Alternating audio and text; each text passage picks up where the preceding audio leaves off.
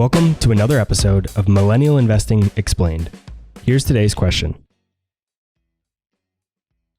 I want to go back to, I think it was the second profile you mentioned a couple minutes ago about the people who think that they're going to be super successful. And I think this is really interesting because I think overall, I think that's a really good way to think. You know, you want to be positive, you want to try and build towards success. But I think what a lot of people miss is, and I don't have any statistics behind this, is anecdotal, but I think 90% or more of people scale their expenses with their income. So even if they become successful, what they expect, even if they hit that $250,000 a year, their expenses are going to scale just the way they do. And if you have $100 and you don't give away 10 of it, you're not going to give away 100,000 when you have $1 million. So do you think that that is going to be the case for people that think like that?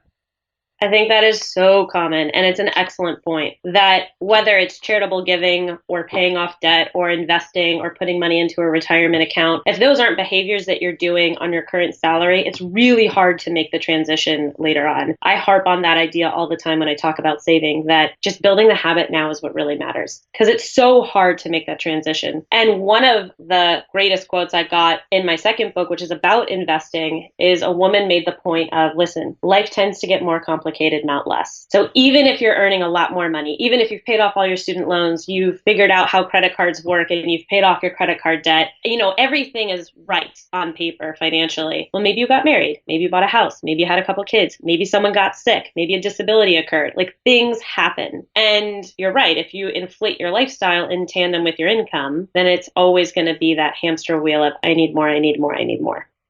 And about the kids and getting married, that might be a few years away for some, but that might be right in the sweet spot for some of our listeners. So the thing is with that is you may have two incomes right now. And if one of those people, specifically the wife or girlfriend, has a child and they're not working, now you have one income. And if you weren't saving or investing before, you're definitely not going to be doing it on one income.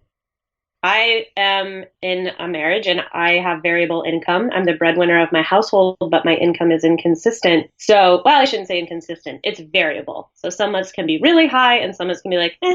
So having to also account for that when you are doing your budgeting and your planning and your investing is incredibly difficult in some cases. And it's really important to get on the same page early on and to build those habits early so that you know you're not going to just blow through all of your money when you have a great month. That's all for this episode of Millennial Investing Explained. Be sure to follow me on Instagram, Twitter, and Facebook, or subscribe to our YouTube channel to get even more free content.